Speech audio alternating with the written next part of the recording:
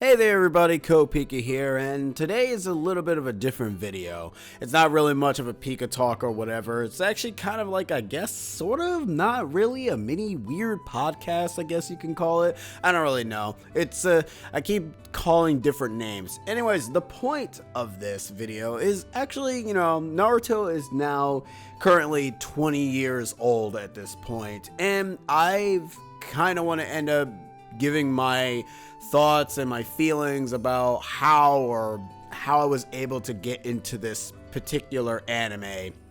And it's pretty important. So I'm gonna just have like a Naruto Ultimate Ninja Storm gameplay in the background, just for the sake of the video, so it's not too weird. So anyways, let's just jump right into it. So Naruto first ended up appearing for us in the West on Toonami. It was very easily accessible on YouTube back in the day, where you can just end up watching copious amounts of anime in like 6 minutes per part, which was kind of ridiculous when you really think about it. And Toonami ends up basically introducing Naruto to us. Now, at first, I didn't know much about Naruto. I'd never heard of Naruto. I didn't know of anything of Naruto. All I knew is that it was about ninjas. That's it. And at the time, when I'm kind of still am in this sort of mindset, I liked ninjas a lot. Like, I love the concept around ninjas, their history, their abilities to just be stealthy using jutsus and all that other stuff. And I don't know, it's just the concept around them just being like bandit like figures with just these cool abilities. So when Naruto was like first being introduced in Toonami, obviously, we got the introduction of the first episode, and at first it was kind of weird because I didn't really understand where the show was going, and I was familiar with anime at the time already, like Sailor Moon, G Gundam, Dragon Ball, Zatch Bell, all those shows that showed up on Toonami. You guys already know the ones. So Naruto was kind of like a different beast. For one thing, I didn't think that Naruto was a long anime. That was another thing too. It was one of the few times where an anime I've watched exceeded to past 100, and that was something that I was really not really familiar with, because normally most of the animes back then, you got Dragon Ball Z, which was kind of like 100 and something episodes and whatnot, but I didn't get into Dragon Ball Z until once Goku went Super Saiyan 3, so you kind of have to realize that at that point we were kind of already in the Buu Saga, and the show was kind of already going to end already. G Gundam was kind of one of those other things too. Like, it's a long anime too, but it's not like too long, like 300 and something or 200 and something episodes long. So, Toonami made Naruto a very big deal. Like, at one point during the 100th episode, they had, and I kid you not, they had a special where they showed every single Naruto episode for all week long. And it was such an amazing thing, because me being my young kid self usually always ends up imitating what I see in animes in my own house, even though my house is not really that big, but I end up like imitating the things that were happening. And I liked Naruto, like Naruto as a character. At first, I will end up admitting, I did find him super friggin' annoying. Like, he was such an annoying character. I thought, I was like, man, he's gonna suck. He's like such a lame ass. Like, he doesn't really have yeah, he got some moments here when he mastered the Shadow Clone Jutsu and all that other stuff, but it's like, god damn, he just keeps saying believe it all the friggin' time. And that was usually the joke of Naruto, where it's like, oh, he kept saying believe it every stinking time. Like, he never would shut up about, I want to be Hokage and all that other stuff. And then, as you get older, you kind of end up realizing, oh, we're kind of almost a little bit like that, where we want to be something, and we kind of always say that we want to be it, and we try our best to get to that point to be able to reach the goal that we want to reach. And that's essentially what Naruto was. Like, he was a character that you can kind of end up looking up to as a person who ends up having a lot of flaws because of his upbringing and whatnot, but managed to end up successfully getting to his goal.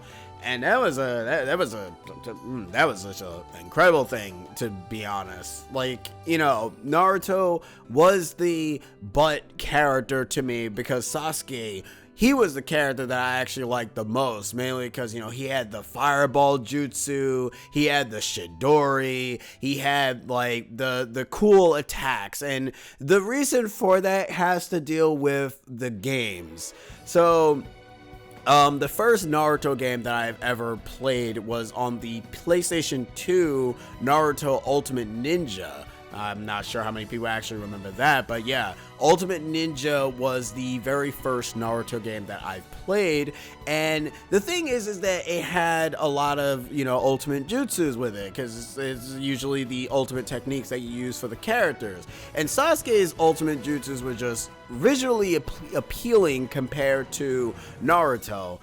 And the reason for that is because most of Naruto's ultimate jutsus weren't really like completed yet, because you didn't really get to that point in the story. So most of them didn't really jump at you as amazing. Not only that, by that point for Naruto Ultimate Ninja, he didn't have the Rasengan, so it was even worse in that regard. So I kind of prefer it to that, you know, Sasuke having like Chidori or that cool curse mark, even though it drains your life, I think, if I remember correctly. I think it actually did drain your life a bit if you utilized it. And, you know, I just found it just cool in general. Like, Sasuke was just a cool character. It was like people who end up liking Goku at first, but then they end up turning face and end up liking Vegeta more, even though Vegeta doesn't really have that big moments. He has like moments here and there, but, you know, compared to Goku, Vegeta just has like minimum moments here and there. There's nothing wrong with that, you know, there's nothing wrong with that. Like, usually secondary characters is what it is. Sakura, oh my god, like I'm gonna be honest, now that we have Shippuden and Boruto, the way how Sakura's character was written in the beginning of Naruto was by far the most annoying thing I ever had the misfortune of enjoying. My mom didn't like Sakura because she was annoying. I didn't like Sakura because she was always fawning over Sasuke constantly. She didn't do much of anything, like, at all. So, like, she didn't, like, do much of anything. During the Zabuza arc, she didn't do nothing. She just stood there, basically trying to defend the bridge builder, and I'm like, you're not gonna do it. You haven't showcased any jutsu or any prowess. The only prowess that she has shown that she has chakra control. That's it. Like, that's the only thing that she had going for her. And it wasn't until like the Forest of Death where her rating for me kind of upped a little bit. Not that high, because she kind of still had a bit long way to go before she kind of ended up getting to the point of being great and fantastic. So yeah, she had a lot. So that was essentially like Team 7.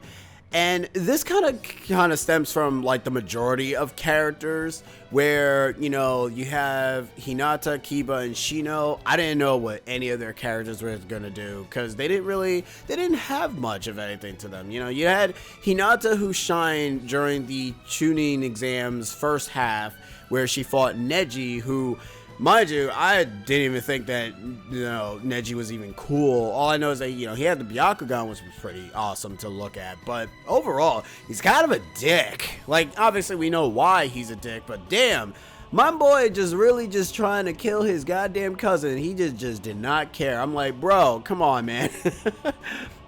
I guess, like, since I'm going in the season order, I will probably stop a little bit halfway, because I don't really remember all the other seasons that ends up happening in between, like the after the climax part, like at episode 134, I think it was, where, you know, the major thing happened. So I'll probably not talk too much about that, because I'll probably give my insights on that, but I'm getting ahead of myself. So during the Chunin exams, obviously they had to do the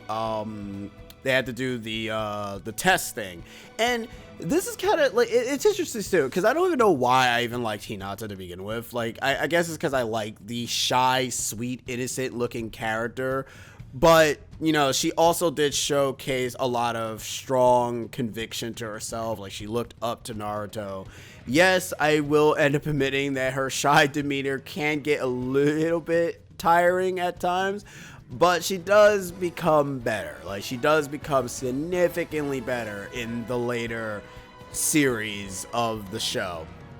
So after, you know, the test and everything, we see everyone utilizing their jutsus. We also get the introduction of Gaara and the Sand siblings, Kankuro and Temari, and they were pretty interesting too. I didn't think of, like, Kankuro in the games, he has a very interesting mechanic of utilizing his puppets. I do like that, even though puppet users in the Storm games are pretty goddamn annoying, but, you know, what are you gonna do with that? So once we got introduced to, like, the Sand siblings, and then we got the test all done, we obviously got the Forest of Death, and that was the first introduction to Orochimaru.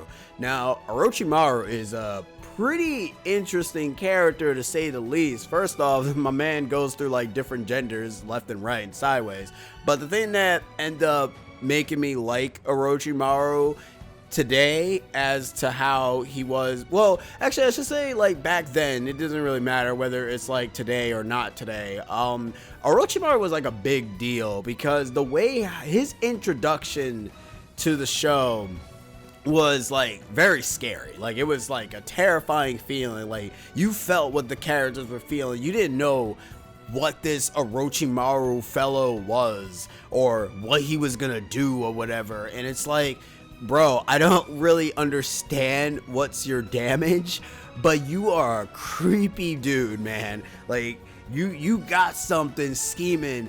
And then it's like when both Sasuke and Sakura are up against him, it's like they don't know what to do, especially Sasuke, considering Sasuke has, like, this mode of himself where he's strong-willed and everything for the most part. Like, he knows what to do and stuff, but when he's fighting Orochimaru, my man doesn't know what to friggin' do. The dude's, like, pissing his pants, and he's just alright afraid, and I don't blame him. Like, Orochimaru was a very terrifying character when he was first introduced, so it was a pretty big deal for when he showed up. It encapsulates it with his music. Like, his theme is, like, so rememberable that whenever he shows up, you're like, oh, okay, things is about to get bad. And that's kind of the thing I also like about Naruto, both Shippuden, Boruto, and Naruto as a whole. I love the soundtracks, the instrumentations of the soundtrack, the musics that played in certain situations are so good. Like, you got triumphant music, you got disastrous music, you got silly music, you got calming music, you got peaceful music, you got sad music, you got all kinds of feelings that you can get from these songs that they're so rememberable that it's like, why doesn't the soundtrack have majority of them in the thing? Like, I don't understand that. But the other thing also, my bad, it also has to come with the opening as well. Like, the openings is also great too. They're also not forgettable. Like, you know, you got obviously Flow with the music score, Go, like that theme is like a national anthem for Naruto, where anytime anybody talks about Naruto openings, Go is usually the first thing that you probably hear somebody mention. And like, no lie, it was one of the pumping themes out of all the Naruto openings. Like, it got you pumped up or something. And not to say any of the other openings, like, some of them are kind of calm, some of them are not like too like in your face, like blood pumping or whatever, but they do still have that sort of feel that, yes, you're gonna have a good time watching this anime. There are some openings that I can do without. Looking at you, opening 2 of Shippuden, I'm not really a fan of that one, but we'll get to that until we get to that. So after the Forest of Death and the whole Orochimaru introduction, we also get the introduction to the curse mark, which was not something that we didn't know what it was going to be about. All we know is that it enhanced Sasuke's ability, and we also got a little bit of an introduction of his of Itachi, his brother. And you want to know what's interesting about that? What I love about that in the English version? I don't know if they did this in the Japanese version, but Itachi is voiced by a different person when he's first introduced. But then once he gets introduced into the show, he has a different voice actor altogether. To be honest, I prefer the one that voices him now, because Itachi is a calm person. Like, let's be real here. He's not a person to get all, like, I don't know, he just sounds weird. And I forgot who voices him in the first introduction of that one scene where Sasuke is remembering him, because I think it's actually a voice actor who voices a character in the show as well, if I vaguely remember correctly. I could be wrong. Another thing, obviously, so let's continue past that. So we had like the moment where Sakura starts to blossom into her own, where I actually thought that she was gonna die, or, you know, they were all gonna lose. But then again, it's Naruto. I doubt they'll be able to kill out the protagonist, let's be real here. And Team 7 is essentially the protags of the series. So Sakura end up finally, you know, fighting and end up cutting off her hair, which, to be honest, short hair Sakura is significantly better than long hair Sakura. I didn't really find her long hair to be that interesting to begin with. So her not having her long hair, very good on their part, because she didn't need it no more. Once she cut off her hair, she finally started to fight. And then she fights for like one more time, and then she kind of just takes a backseat. And yeah, that's really about it. I mean, they had a reason for that. Let's be real here. And then we kind of got the showcase of the power of the curse mark, which was such a scary thing to see, because it was like Sasuke in a different light, which wasn't really that great in terms of the people's eyes who were watching that, to be honest. The other thing that kind of I'm always usually remembering is the Gaara bit, and this was because Hinata and her team end up basically taking not really refuge. They finally made it to the end, and Akamaru, their Kiba's dog, was kind of still in terrifying fear because of what they saw. So essentially they saw the Sand siblings fighting these no-name ass ninjas. And Gaara showcased his bloodlust, because the thing about Gaara at the time, you know, for people who don't know, Gaara was a very bloodthirsty character when first introduced. Like, he wanted to kill. He did not have any remorse. Like, there's even one line where he basically ends up saying to Kankuro that, you know, it's kind of a shame that I don't really actually consider you my big brother at all, and if you get in my way, that I would just kill you. I'm like, God damn, dude, you don't care. It's like, you do not care about anybody. And for good reason, though. Gaara's upbringing is pretty messed up, to say the least. But that's neither here or there. After the showcase of his infamous sand burial, and them kind of doing this both in the Japanese and English version, doesn't really matter.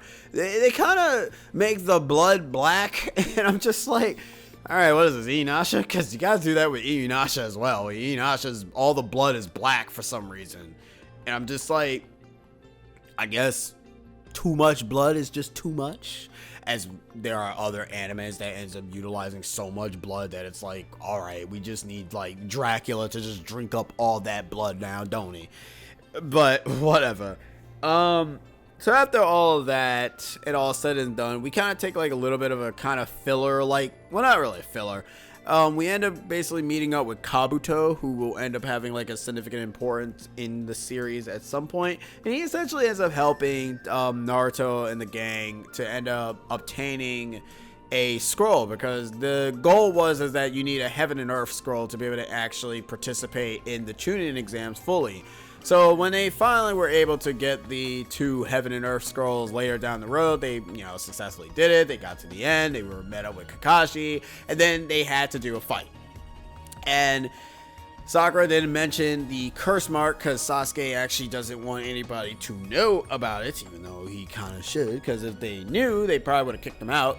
And not like it would have mattered anyways, because Orochimaru ends up saying that if anything ends up, preventing him from having any fun, he would essentially probably destroy the Leaf Village from jump. Because that was essentially Orochimaru's goal from the very beginning. Like, he not only wants a new vessel, which is Sasuke, but he also wants to destroy the Leaf Village and assassinate the 3rd Hokage.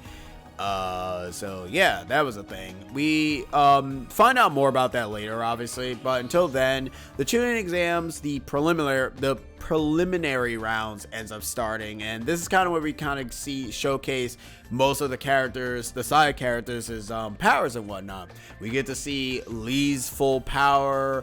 Well, semi-full power. We're not like too much of full power. We see Hinata and Neji fight with their Byakugan powers. We see Naruto basically beating the crap out of Kiba. And we see like a bunch of other mini fights here and there where Shikamaru showcases that he's not just a lazy person or whatever. He actually is a very smart tactician. Now, that's an interesting thing about like Shikamaru. Like, he's a very smart strategic person, but when you first get introduced to him, he is a lazy ass person. Like, I mean, super lazy. Like, you just think that this character is not going anywhere. But in reality, he actually does end up going places, which is funny to say the least. Like, hey, sometimes the laziest person is usually the smartest and also the more brightest. But yeah, Shikamaru showcases his skills. Choji loses the match pathetically, mind you, which is unfortunate. And Tenten, oh man, Tenten. She gets her butt whooped by Tamari like it's nothing. They don't even hold back. Tamari is just like, your ninja tools are so useless against my Wind Sight's jutsu. And I'm like, damn, I feel bad for her, but I'm just like, you tried. Like, you tried. So obviously, also Sakura and Ino also fought, but they kind of knock each other out. It was more so of a rival battle between the both of them. So the other thing is, though, the biggest moment that happened within the fight of the preliminaries actually is not Naruto related. Now, this is kind of something where I like about Naruto's character direction, is that they showcase a lot of the other characters' abilities. They don't just sit around and let the side characters be side characters. The side characters also get some shine as well, and I love that, because Lee and Hinata are one of the two that kind of shine the most in the fight of the preliminaries, because you get to see Lee showcase his 8-gate form, where he's one of the few people to hit Gaara, because apparently Gaara is indestructible and he has never been hit once. But Lee managed to actually do damage to Gaara. Unfortunately, however, that doesn't really mean anything. So even though, Lee was doing his best, like, man, he was doing his best, the writers had other plans for him. So as soon as he hit him with the Hidden Lotus, he unfortunately did not do enough damage to knock out Gaara. So Gaara tried to do last ditch of effort to take out Lee as a whole. Luckily enough, he only sustained major damage to both his arms and legs, and Guy ended up coming in to end up stopping the fight entirely. But Lee was just so friggin' determined that he got back up to end up just not really being able to do anything, because he was just gone. Like, there was there was unfortunately nothing else he can do. Like, he was just I guess like comatose, I guess. I don't know, I forgot. But he wasn't really there anymore. Like, he was basically just out of commission completely. And it's weird too, because I think he was supposed to be written out of the story, but luckily enough, people loved Lee after that point. Like, I say that fight in particular is probably why Lee is still in the story. Because if it wasn't for that fight, Lee probably would have been written out of the story for that as a whole. But luckily enough, we loved Lee, and we're glad that he's here to stay. And we're also glad that he had himself a little side story to boot. I wish that was a little bit more high quality of a DVD set, but it's not. But anyway, Hinata showcases her power by challenging her cousin without any sort of, shyness towards herself. She ended up fighting on equal ground for the most part, but unfortunately, Hinata almost died during that fight because apparently Neji wanted to kill her, and I'm just like sitting here like, damn, bro, considering how you are in the future, this is pretty brutal for you, and all things considering. Like, Neji's reasoning is mainly because, Hinata is part of the higher branch, and Neji's part of the lower branch, yada, yada, yada, all that jazz. We learn more of that when he ends up fighting Naruto in the finale of the Chunin exams. But other than that, that's usually what kind of ended up happening in the preliminary rounds. So what ended up happening next after the preliminaries was kind of a break. So everybody basically were able to take like a little bit of a MIA, or not MIA, a little bit of a recon resting pool. Because let's just be real here, it was getting kind of dicey for a lot of people.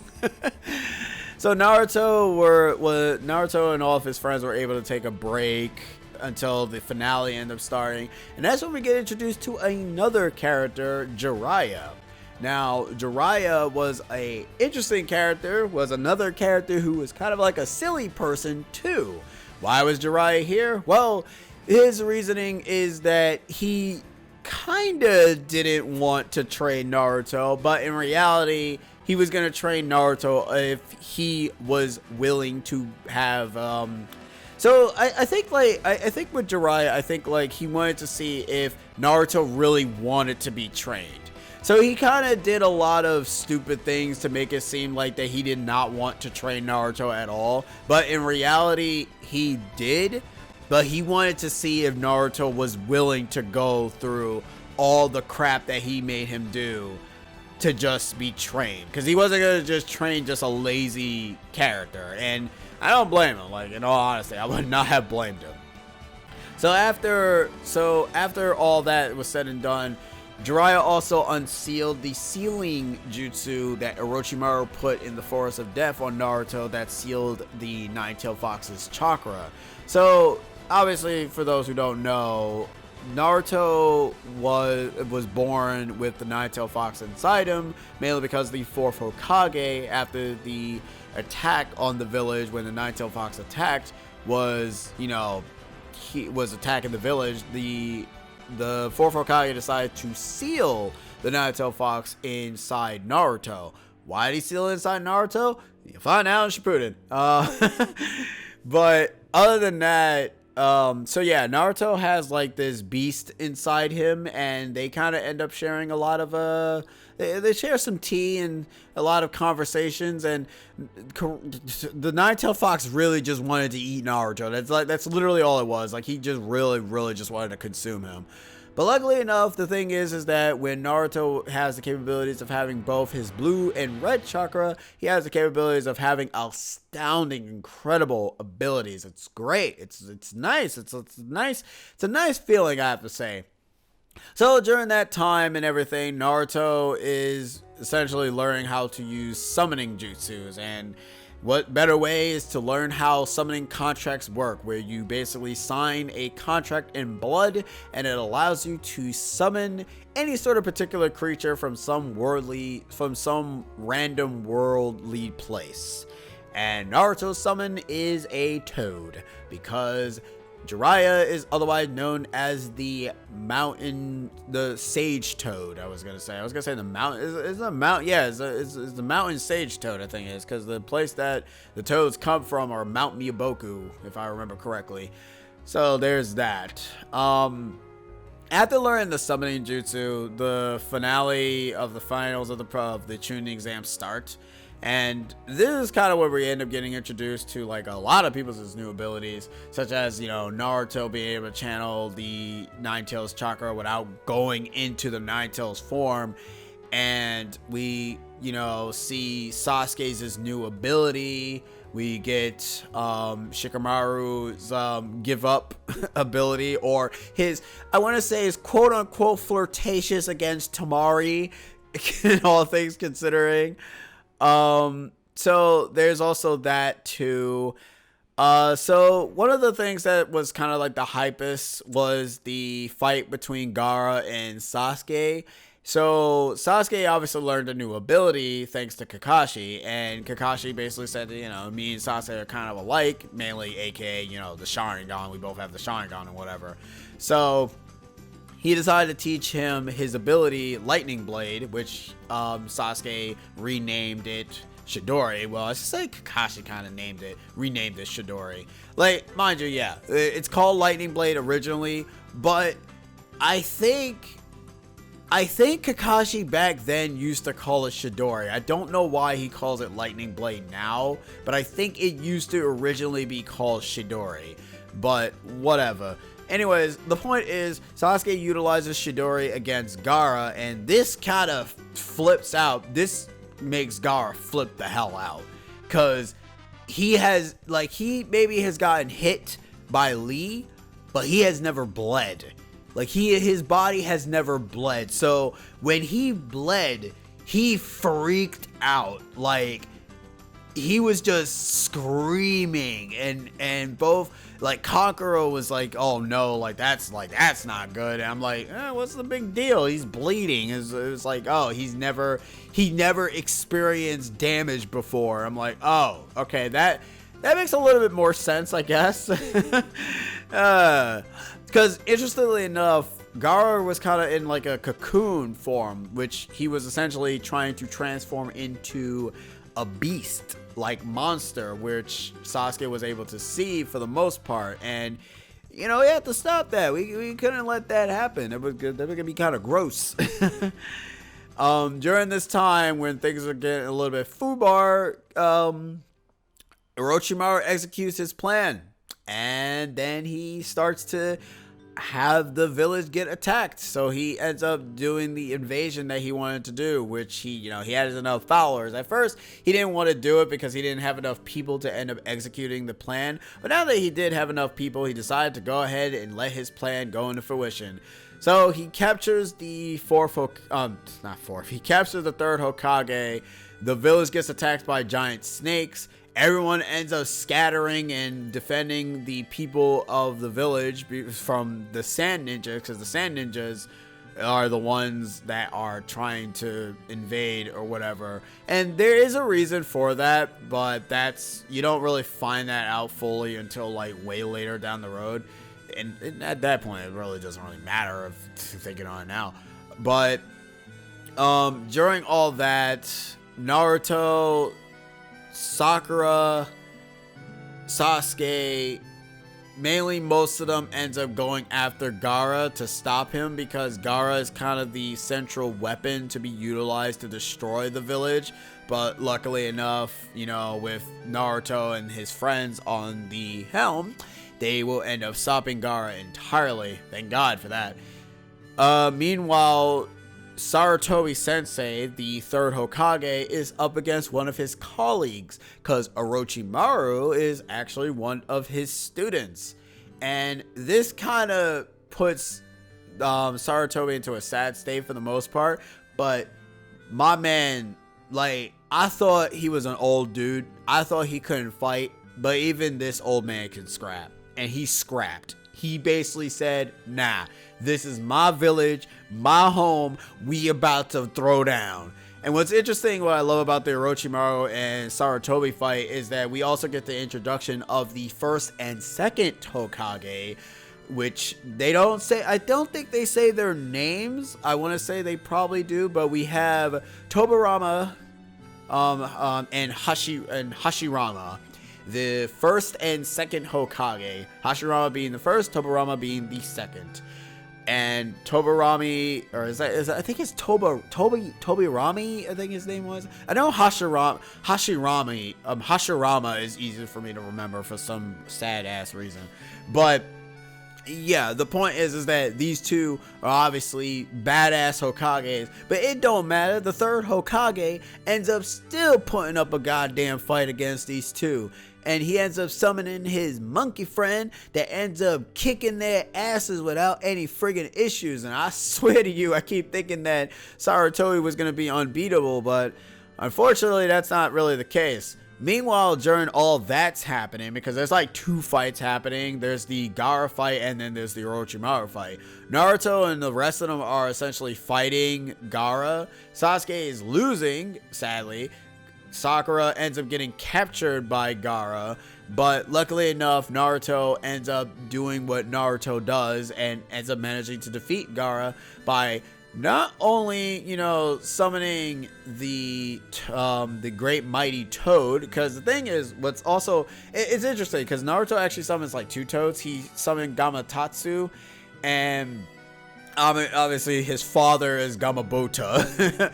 So and there's also a little another, his brother, which is Gamagichi, Gamatatsu, and Gamabota. Gamabota is the dad, Gamagichi, Gamatatsu are his sons. So I do like that. But during all that, Shino's also doing some stuff, like he's fighting Kankuro. I don't know what Tamari was doing. I don't remember. I don't think Tamari was actually doing anything. I don't remember what happened to her. So there's that. I do know that Kankuro plays a part, and then Gaara ends up turning into what is known as his one tail. They don't tell you that it's his one tail until later down the road when you find out what Jinchurikis are, but Gaara has a similar beast that Naruto has. The only difference is that Gaara can't control his, and his is a bit nutty. So the form that Gaara turns into is otherwise known as Saiken. Not Saiken. Crap, what is his name? Crap. I forgot his name. And I usually always remember all the stupid tail beast names, and I actually do not remember. Oh man, what is it? Wow, I actually don't remember. That actually sucks. That actually, I usually remember Matatabi, Saiken, Son Goku, Gyoki, Chome, and Kurama, and I don't remember the other one. Is it? God damn it. I don't remember his name, and it's actually pissing me off. Is it like, what is his name? I need to actually check. Shikaku, that's his name. His Shikaku was his stupid, dumb, ridiculous name. I remember, like I said, I remember all the others. Like Gyoki, like the fact that I remember Kyoki or Kokuyo, like I remember those hard names, and Chome. But my dumbass can't remember Shikaku. You think I would remember the one tail, but I can't remember any of the other ones. I'm a nerd when it comes to the tail beast, but Shikaku I completely forgot, which I hate that I forgot about that, but whatever. Anyways, he ends up transforming into Shikaku, and Shikaku is a crazy mofo. Like, he's like just insane. But luckily enough, Naruto, on top of Gamabota, managed to end up defeating Shikaku and Gaara ends up basically finding a friendship of Naruto, and essentially end up acting just like Naruto. Ends up acting like Naruto so much that he becomes the Kazekage in Shippuden. So yeah. That is kind of like the end of the invasion. For that kind of is the end for the Gaara fight. But the Orochimaru fight, the way how that ends is that Sarutobi ends up utilizing a technique similar to what the Fourth Hokage did against the Nine Tails, which is utilizing the Reaper Death Seal. Now, the problem with the Reaper Death Seal is that it is a double-edged jutsu. It's a forbidden jutsu too. So when Sarutobi uses it, he essentially tries to use it to pull out Orochimaru's soul in attempts to kill him or to seal him away. But unfortunately, Orochimaru was able to pull back. And the thing is that as that's happening, the Reaper is also kind of stealing or kind of harming you as well.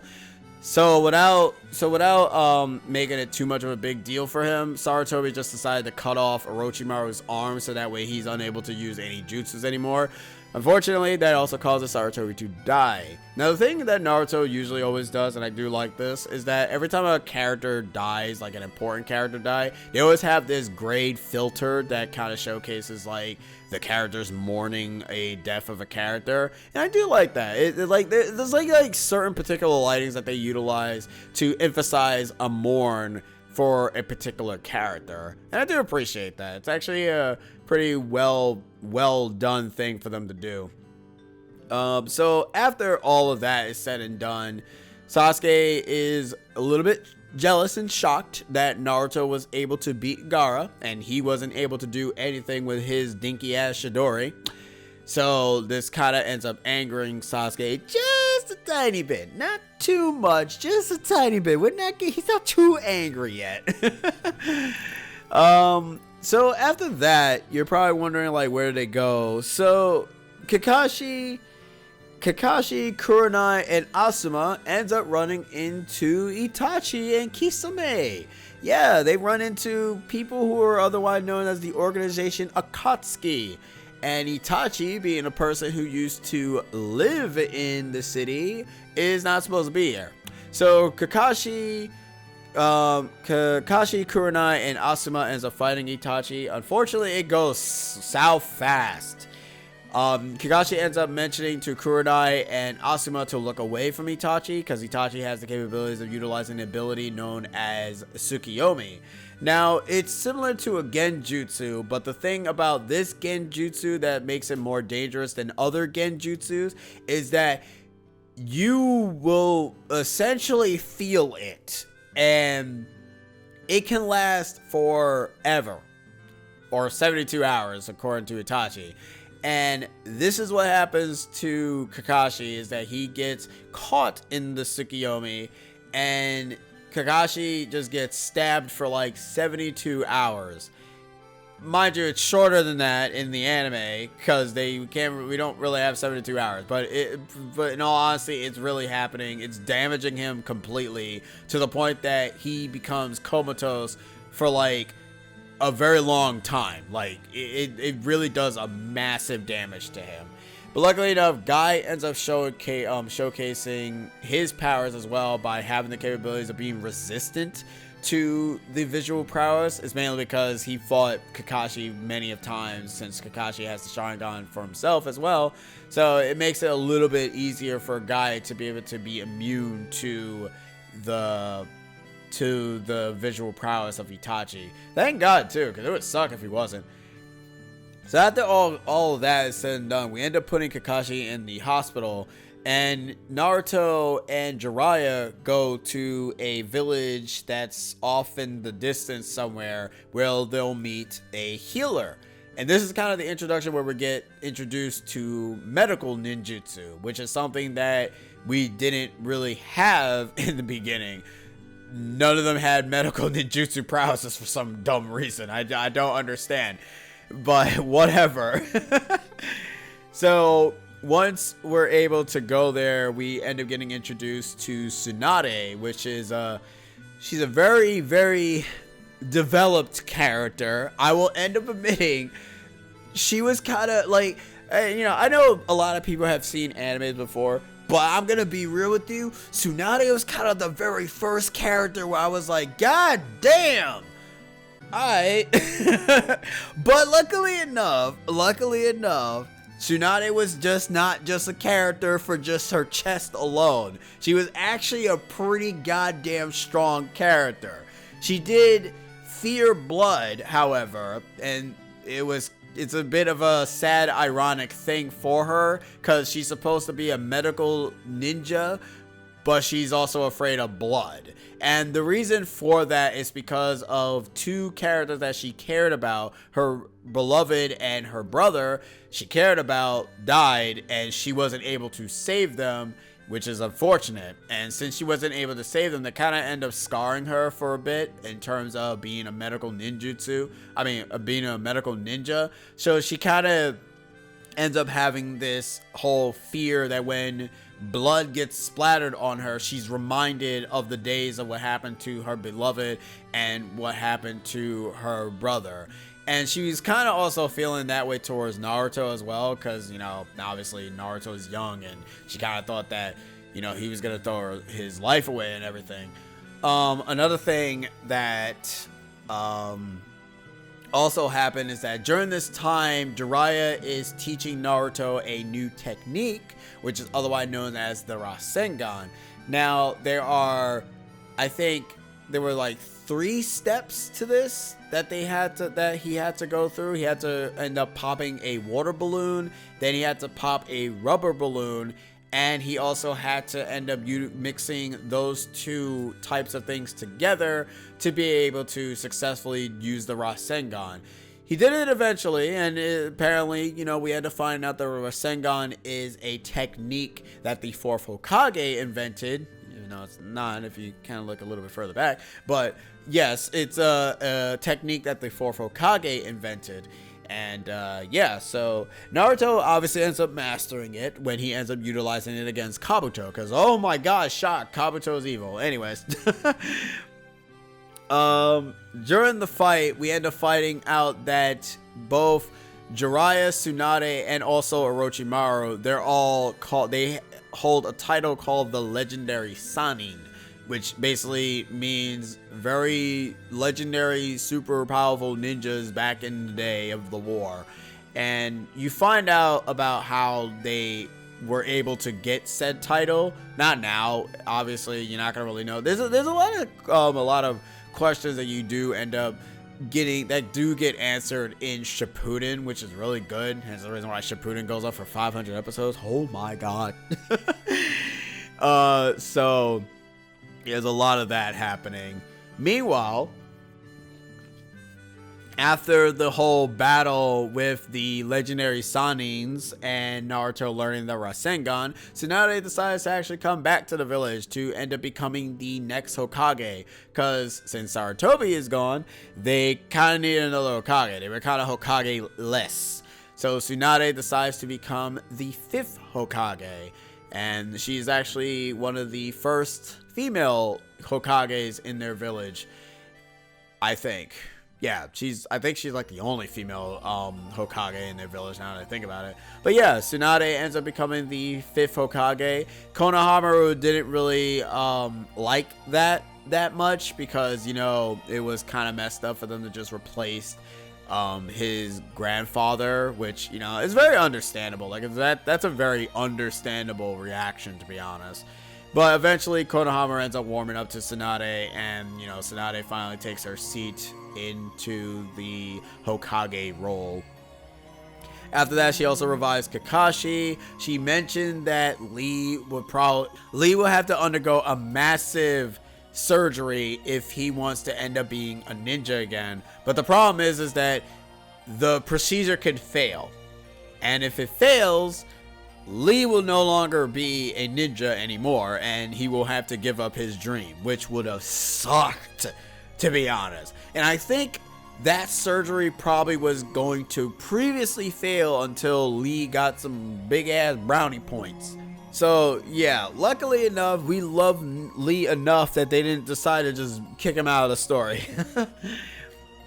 So after that is said and done, what ends up happening next is, I think that I think that's when the team goes to that racing arc where Naruto, Sasuke, and Sakura needs to go ahead and help out a racing guy. And that's kind of the starting point to when the big deal happens, I want to say. I also forgot to mention that Sasuke also kind of got his ass kicked by Itachi when he was trying to go ahead and find him, because he found out that Itachi was looking for Naruto. And it's kind of hilarious too, because Sasuke was like so friggin' mad that I thought he was actually gonna hit him, but Itachi's like, yeah, lol, no. It's like, yeah, that's not happening, bro. You still need more power, dude. But I forgot about that. That happened too. The only reason why I forgot is because, I don't know, I guess I just forgot. I just forgot. But other than that, all three of the cast of characters, well, all four, I should say. Well, no, actually, it's just three, because Kakashi actually doesn't go with them. All three of them ends up going to that village to go and help out with the race and everything. During that time, though, we did end up getting a very fun canonical filler with the mask, where we were trying to figure out what was behind Kakashi's mask. That's neither here or there. It's a very funny thing, though, but it's also very stupid when you really think about it. So after the race and everything, Sasuke and them ends up fighting this one dude who ends up utilizing an electric rod, and unfortunately Sasuke's ability of Chidori doesn't do anything to him, so he gets knocked out, and Naruto is the one that ends up saving the day by utilizing the Rasengan to break the sword. This honestly pisses off Sasuke to like no end. Like, this pisses him off completely. Like, he wasn't able to beat Gaara. He wasn't able to beat that random generic dude. And when Naruto was able to do both of that, that pissed him off. And that's when Sasuke said, I want to fight you right now, Naruto. And they fought. Except it wasn't just a normal, typical fight.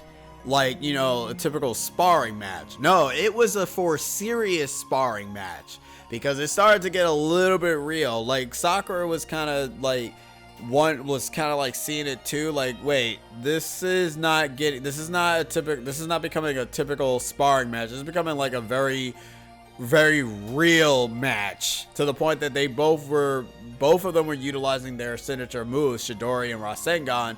And this is kind of when we get the infamous Chidori Rasengan clash, almost. If it wasn't for Kakashi, you know, throwing them to the left and right side, just so that, you know, they don't clash towards each other. But this obviously causes Sasuke to leave the village. And this is kind of the arc where it starts the Sasuke retrieval arc. And I love this arc. I love this arc so much because it ends up giving Shikamaru, Kiba, Choji, and Neji massive character development, because they were characters that didn't really do much, but in the retrieval arc we see a lot of showcases of all the characters' abilities, and I love it. Against the 4 sound ninja, we have Neji versus Kimimaru, the spider guy. I think his name is Kimimaru or Kidimaru. I don't remember. Unless that's the other guy. I don't. Oh God. I think he's like the only one I remember. I don't know. I think the other one is Jugen. Like the big dude is Jugen, who Choji fights. I forgot the girl's name. All I know is that in the Japanese version, she cursed a lot. She doesn't do that in the English version, I don't think. But in the Japanese version, she cursed like a sailor. Which is like, alright, well, calm it down. She ends up fighting Shikamaru. And for Kiba, he fights the twins. Where we get introduced to the fusion for Kiba and Akamaru, where it's like a 2-headed giant dog, and I love that form because it looks so menacing and so cool. I just love that. I love the real version of the 8 trigrams that Neji ends up utilizing. I love Shikamaru's way of trying to figure out how to actually beat the girl sound ninja. And obviously we end up getting introduced to, oh, you know what, I'm getting the name wrong. The spider guy is not Kidimaru. Kidimaru is the bone dude. My bad. I think that's the bone dude I'm thinking of. But anyways, Gaara ends up showcasing himself, and we also get an introduction to Drunk Lee, and Lee is actually back in the story, so that's cool too.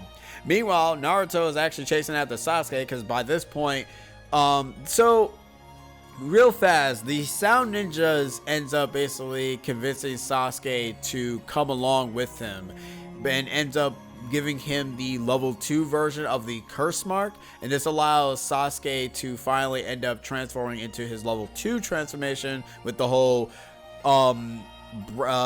grayish looking skin and lipstick and claws and wings and all that other nonsense. But we end up getting the full version of that later, where we finally get the Valley of the End, a fight between Naruto and Sasuke.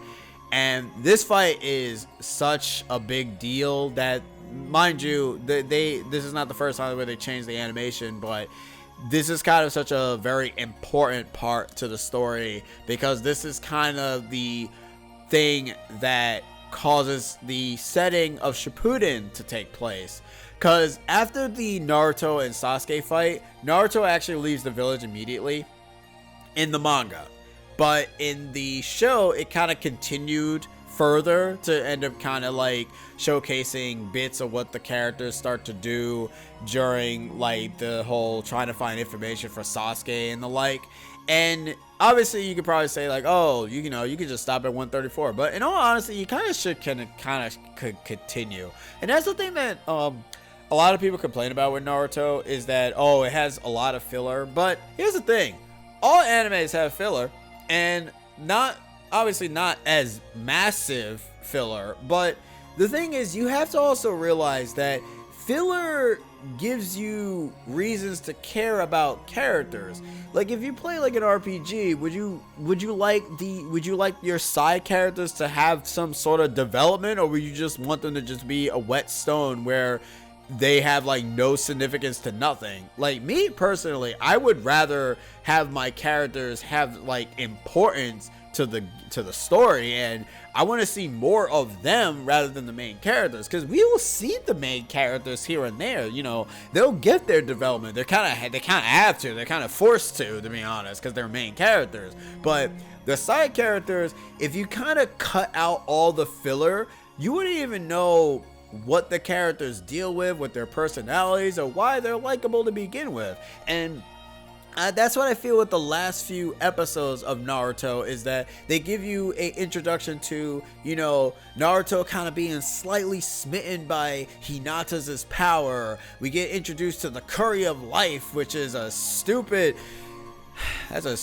arc, to be honest. We get introduced to Naruto going to his tailed beast again for the most part.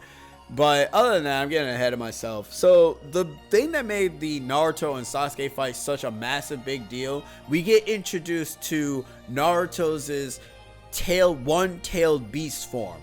And this was such an amazing thing to see, because for one thing, it was kind of scary, because I was like, oh snap, he looks like an actual fox now. And it didn't take him until Ultimate Ninja 3 for them to actually put that transformation in the game, and it pisses me off. I remember like back then, there was a lot of YouTube Linkin Park AMV videos of the Naruto versus Sasuke fight. The majority of one I always keep remember is to let the bodies hit the floor. Every single goddamn time is like always people adding that music. It's like, guys, there are like other music besides that one damn freaking song. Jesus.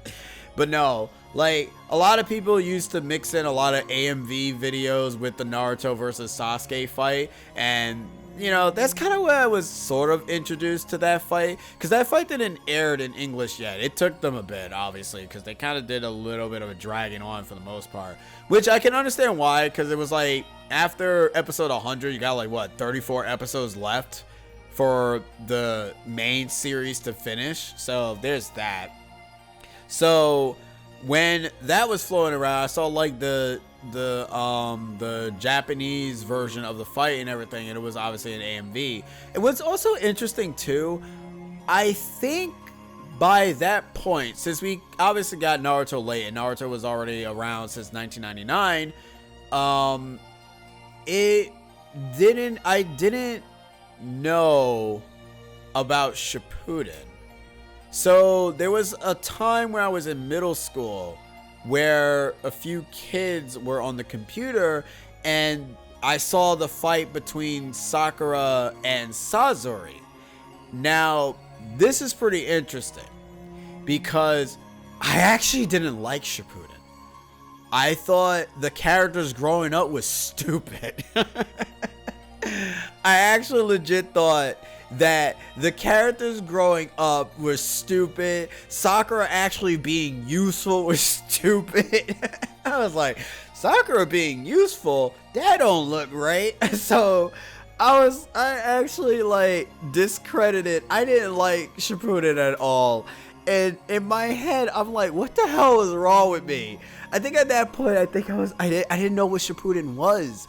I thought, like, to me, I thought Shippuden wasn't even a continuation to Naruto. It's like how people thought it felt with Boruto, where there's like, oh, this is not Naruto. Where's Naruto at? It's like, it's kind of felt like that.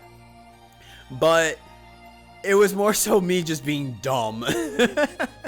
Like, I was legit dumb because I did see like Japanese dubs of Shippuden and I didn't know what it was. I didn't know what it was about, and I was like, what the hell is this? So when I eventually finally got to Shippuden, I was like, oh, okay, so this is Shippuden. This is basically just older, smarter Naruto. And I'm like, I legit thought that it was gonna be a serious show, but luckily enough, it wasn't. It still had like its bit of charm here and there. It wasn't a full-on super serious show, which is kind of what it was. Just kind of what my reasoning as to why I didn't really like Shippuden at first. I was like, it didn't help that the first introduction was the stupid Sazori fight, so that didn't really help anything. So I didn't really get any context about what the hell was going on, because every single time I always saw that Sazori thing, and I always saw that part where Sakura punches the puppet and breaks it every single friggin' time, because there was like nothing else I saw of that.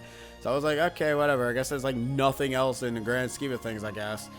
So I guess like after the Naruto and Sasuke fight and we see the infamous Vermilion Rasengan versus the Black Thunder Chidori, that's when the series ended, in the manga anyways. So after a while we got like some side stories, like I said, that connected to the next arc where Naruto left to go on a 2-year training.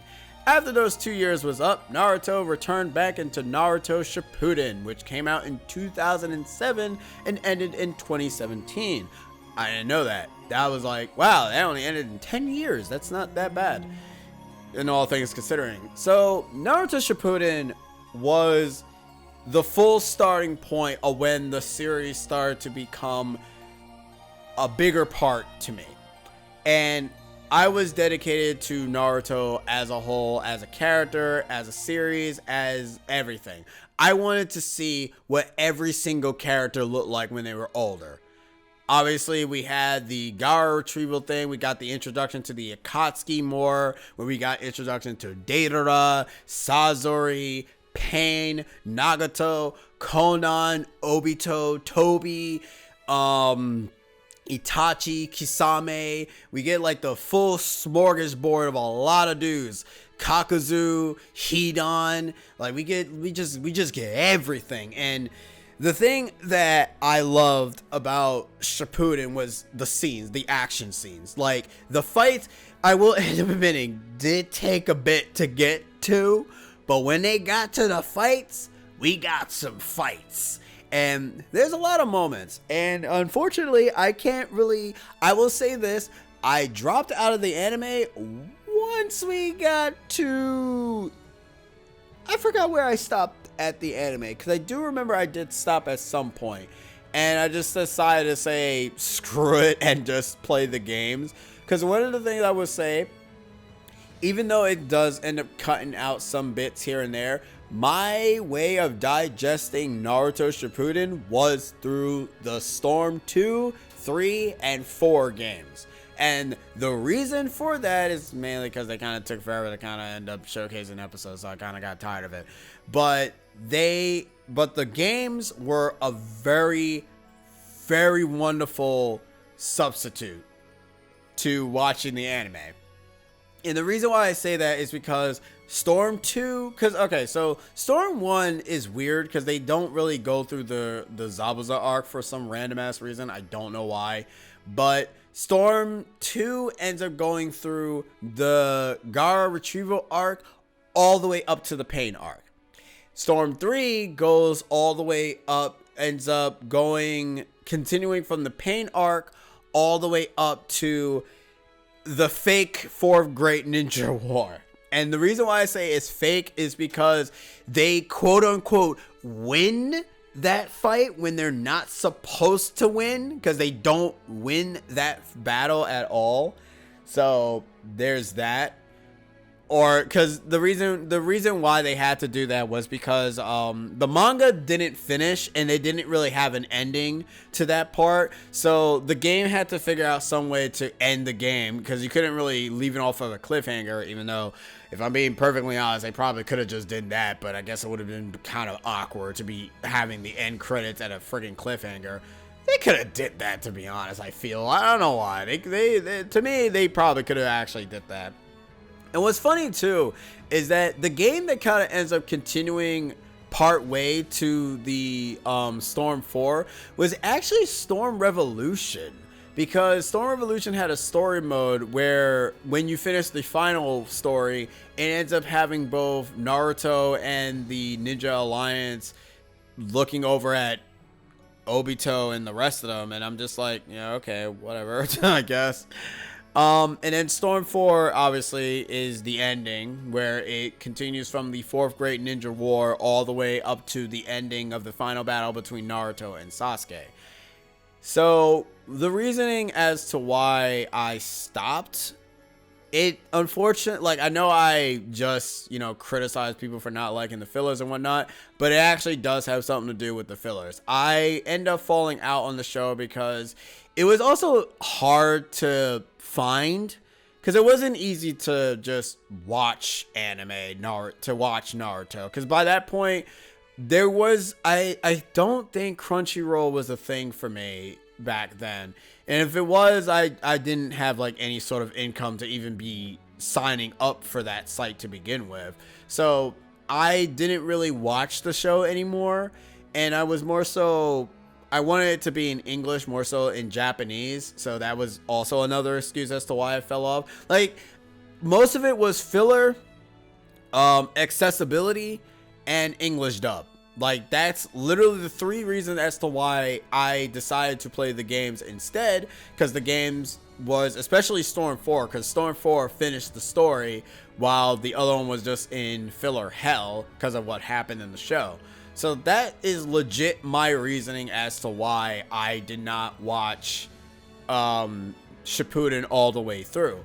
Obviously, I'm going through it now because I love Naruto and I just love the show as a whole. It's like so good. I'm not gonna go too much with Naruto Shippuden because obviously, like I said, there's the Gaara retrieval arc. There's some things that happens in between. Then there's the Hidan, well, actually no, there's the thing where we get introduced to the four-tail Naruto.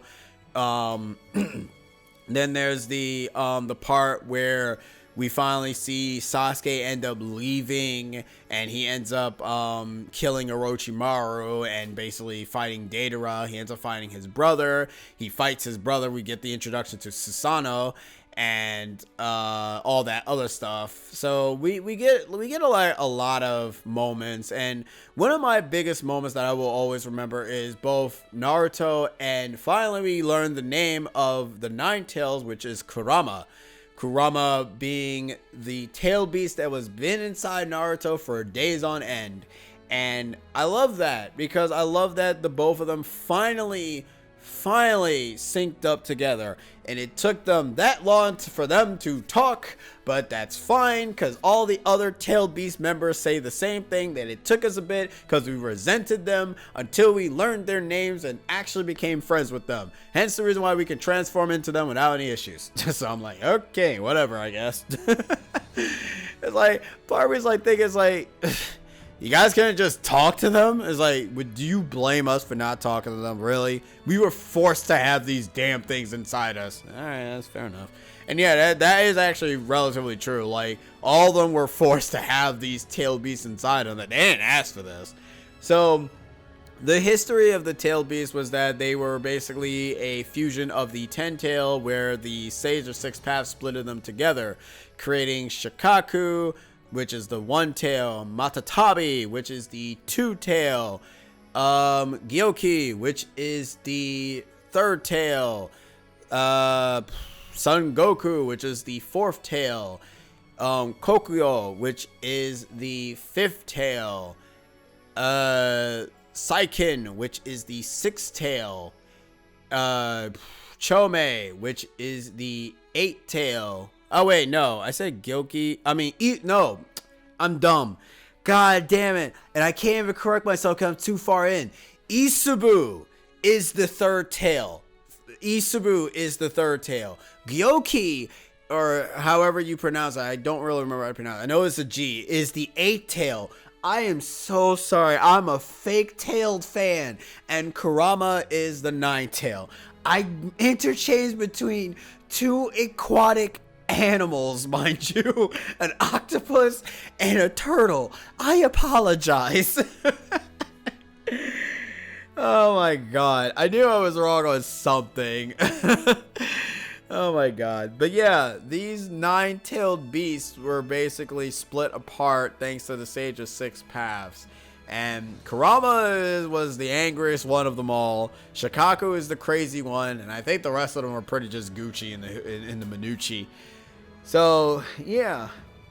After Naruto ended, I didn't know where the series was gonna go. They did give us like an intro, a little bit of a foreshadowing of Boruto, but this was kind of like after the war ended, the series did the similar thing that the original show did, where they gave Hinata development. And this was something that fans have wanted for years upon years, where they wanted Naruto to end up with Hinata.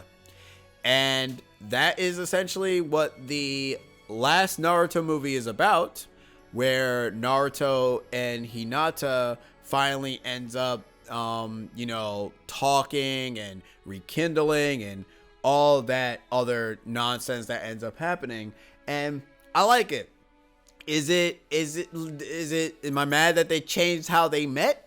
Kinda. I mean, it's similar. Like, it's similar to the original, where, Naruto helped Hinata against a bunch of bullies. Unless that actually did not happen in the original. I'm misremembering.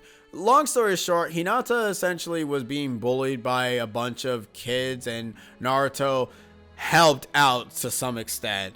And Hinata ended up making a scarf for Naruto as a thank you gift. And that's kind of, well, actually no, because Naruto had the scarf and it was like torn up by them, and Hinata decided to re-sew it back together and everything. So yeah, there was that. And they changed Hinata's personality too, for the most part. Like, well, actually no, they changed her, they changed her personality a whole lot, I should say. Because I guess by this point, the characters were no longer teenagers. They were slowly becoming adults. So Hinata's personality becoming no longer shy made a lot of sense. Because you would think that, oh, this doesn't make any sense. I thought Hinata was like shy against Naruto and everything. It's like, no, you also kind of forgot that she also has aged and has matured. Naruto, however, has not yet. Ever since, he saved the village and everything from whatever, he's like this big popular guy now. And this unfortunately causes Hinata to have problems to be able to, tell Naruto her feelings and whatever. And Naruto unfortunately doesn't end up noticing it. He notices it eventually, but at that time, he didn't know that Hinata liked him and everything. And I don't know how he couldn't, considering the fact that, you know, you don't read signs, but that's fine because you're stupid, I guess. Like, holy crap, you're dumb. But it is an interesting thing. Like, I find that movie to be very sweet. It's very cute to see these two characters that I myself did want it to end up together, because not because they're canon. It's just like, come on, let them be together already. It's so stupid. And eventually they did become a couple, and, you know, got married and whatnot. And I'm like, thank God. But like, the thing I also love, I read that Kishimoto cried of seeing this movie because he wrote these characters. He has literally developed these characters from start to finish, and him seeing these two characters grow up and get married and become an item was such a, like, it made him tear up and everything. And I don't blame him, to be honest, because it's like if you're making a story for your OC and whatever, and you successfully have made it to the point that your characters are legit growing up before your very eyes, and you don't even notice it. Like, that's the thing. Like, you don't notice it until you're like, oh, wait a minute, these characters are growing up. They're my children. It's like, my children, they're growing up before my very eyes, and I love that. And then after that, Boruto came along, and a lot of people don't like Boruto all that much, but I like Boruto. I actually like the story that they're telling in Boruto.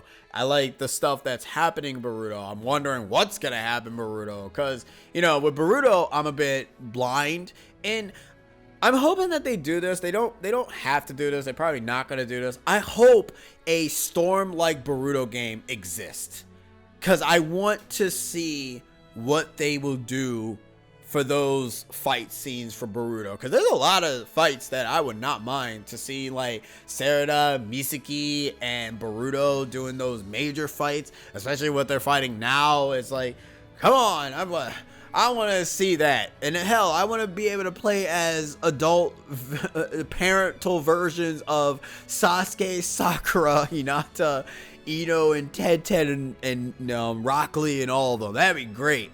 It's probably not going to happen, but it'll be great.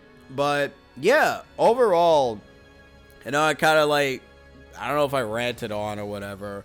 Naruto is such a big important to my life that it is one of my all-time favorite animes that I will never stop being able to talk about. And I'm glad that I have, like, friends that I can talk about with too, because at first I didn't really have that many people to talk about Naruto with back then, mainly because a bunch of people were probably into other animes and didn't really like Naruto or whatever. But to find out that there is, like, a wide space of people to talk about with Naruto is really, really great. Like, it's super great. Like, Naruto has come such a long way as a character who is a glorified knucklehead to becoming the 7th Hokage. And it's like, you know, you said it a lot. We didn't think that you would make it, but some believed you.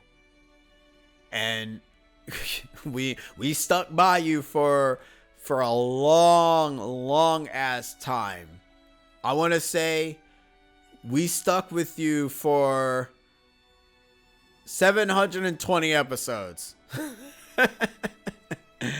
Because there's 220 episodes for the first Naruto, and there's 500 episodes for the other one. So you add those two together, 620. Wait, I said 700. No, wait, hold on. No, I'm done. 720. God damn it. Yeah, 720 episodes with this damn fool to become not only the 7th Hokage, but also become a married man. Oh my god. It's it's so great that I have like no words for how much this series has done for me, and I'm pretty sure a lot of other people probably have like other animes that have done the same thing, and I'm just really glad that 20 years. Oh my god. Did it come out in 1999? I could be wrong. I don't remember. I'm actually kind of thinking on it now. Did it come out in 1999? But it's like, oh man. I'm happy that I'm glad that Toonami decided to air Naruto, because I think if it didn't, I probably would not have known what the hell Naruto is. You can kind of say that for like the majority of animes that showed up on Toonami. And I'm really glad for that. And I would never take back me learning Naruto, because I used to go on the Wikipedia, used to go on the characters' bios to be able to read on them. I used to listen to the soundtrack, the many openings that it has. Like, I was like a massive, and I'm still am, like, and like, even though I don't play a lot of the other games, but I'm still am, like, I still love Naruto to this day. I can definitely go back to rewatch it from start to finish, which is what I'm doing now with my girlfriend. Now we're watching the first series, and then we're gonna go to Shippuden once we're done, because I just loved it that much. I don't know what it is. There's just something about Naruto that just hits different than other animes, and I don't know the reason why. Maybe you guys can explain it to me. I don't know what it is, but I don't know. But anyways, I guess that's it for now. This has gone on for an hour, so I will see you guys next time. If you guys enjoy this type of video, I guess I'll just call it PikaCast or PikaPod. PikaPod. That's what I'm gonna call it. I'm gonna call it PikaPod. But yeah, if you guys like this kind of PikaPod video, let me know what other random topics that I can go off about, because I wouldn't mind doing this again, because it's kind of nice. I didn't really have my conveying thoughts. I was just going through the motion of it. So maybe next time I'll be a little bit more structurally sound. But until then, I've been Pika. I'll be seeing you guys in the next electrifying video, and I'll catch you guys next time. See yas.